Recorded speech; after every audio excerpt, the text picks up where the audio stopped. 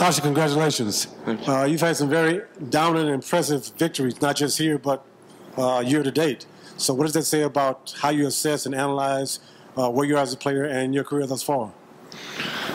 No, I mean, I think I improved a lot in the last few months in this offseason. So, you know, so I can be able to win these kind of tournaments and to win ATP tournaments. And, you know, I've showed it in Rome. I'm showing it here again. And I just hope I can continue playing like this, or even maybe better in the summer. And we'll see what the next few big turns hold for me. You've been, as you know, packaged as one of these next-gen guys for a while now since the ATP came up with that. But you think you're way, way ahead now in the race to Milan. I think you have as many points as like 2nd through 5th combined, more or less. So, do you feel like you're still an up-and-comer, or do you feel like you're at a level now where you're now gen, for lack of a better term, that you are one of the top guys already? Well, right now I'm number 4 on the race to London, so...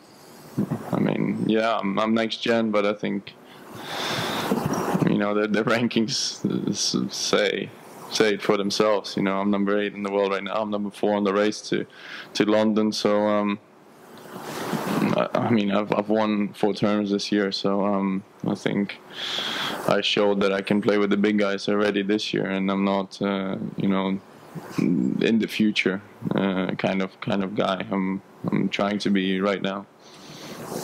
Sasha, congratulations. You played in several finals this year. Does it get easier to play in a final, or do you feel the same feelings as like your first final?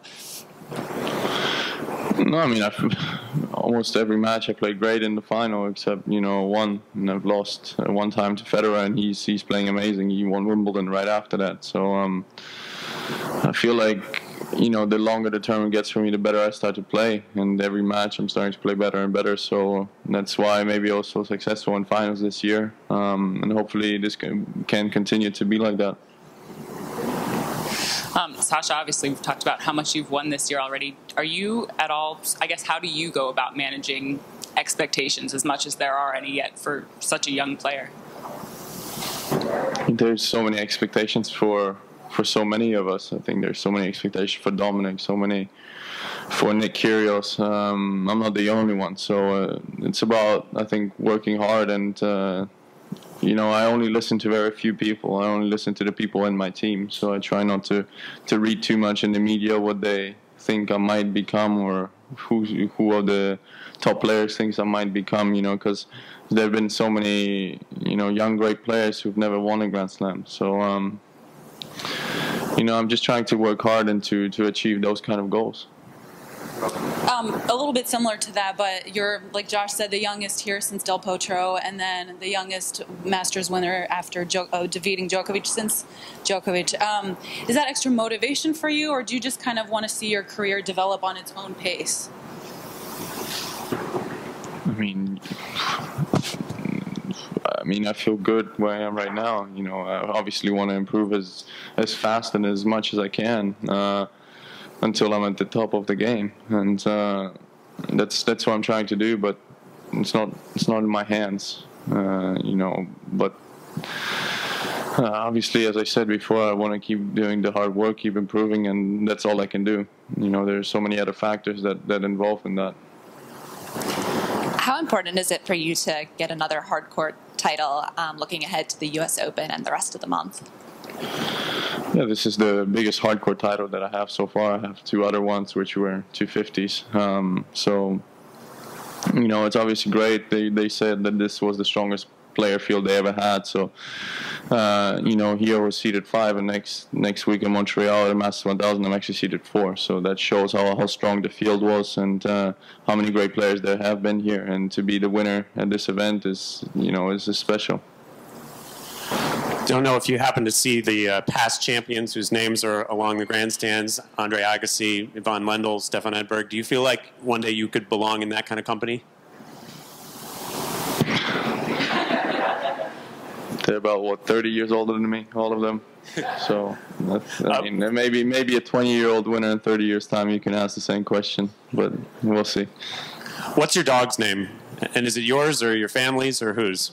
His name is Löwik, and he's kind of Mom's and mine. When Mom is not there, I'm his favorite. when mom is there. When mom is there, I can't compete, but that's okay. I had someone ask today if you have any plans to get Lovic a Twitter or Instagram account because he's getting a lot of fans. No, I don't even have a Twitter account. Yeah. I don't have a Facebook account. I have Instagram, and I'm fine with that. He gets enough publicity on that, actually. So he's just a dog. Let him be a dog. I don't know. He doesn't need. Dogs don't need social media. You've had a lot of success this year at tour events. I'm just wondering how important it is for you to translate that to, obviously it weighs till the U.S. Open, but to translate that to I'm just wondering, translating this tour success to slams, how close do you think you are to doing that, and is that just something that's going to come with time? No, I mean, I think I'm very close. I've lost in 5-set matches this year at the Grand Slams to Nadal, who's been finals, and to Milos, who on grass plays unbelievable. So, you know, winning those kind of matches is starting to be important in Grand Slams, and to get far in those kind of events is obviously my next step and my next goal. 2 more questions. I think you said this week that you like being in the main court with the big crowds. Why do you like that? Why? I don't know. Would you rather, I don't know, ask a guy in an interview who's 500 ranked in the world, or would you rather have Roger Federer sitting here? It's the same thing. The better you become, then the bigger stadiums you play, and that just shows it. And you enjoy the atmosphere, you soak it up, and I think for us, we all the top guys enjoy playing in the big stadiums, and. You know, for us, it's always special when, you know, there's 10 or 15,000 people cheering for you, and it's much better than playing on a practice court or something like that. Last question. So a big win today, but a quick turnaround in Montreal. Can you talk about having to go right into another tournament, the physicality of that weighed against the confidence and the momentum that you get from winning a tournament on the hard courts? I mean, when I won Rome, that was my 5th week in a row on clay. So physically, I think I'm fine. Obviously, I'm going to fly to Montreal tonight still. Go practice tomorrow for not very long, but still get used to the conditions because obviously it's much colder there. So it's a little bit different. But yeah, I mean, it's going to be a quick tournament. We'll see how I can play there. But obviously, winning here helps with your confidence, and I feel the ball very well. And hopefully, I can continue playing there the way I'm playing here. Thank you, everybody. Thanks.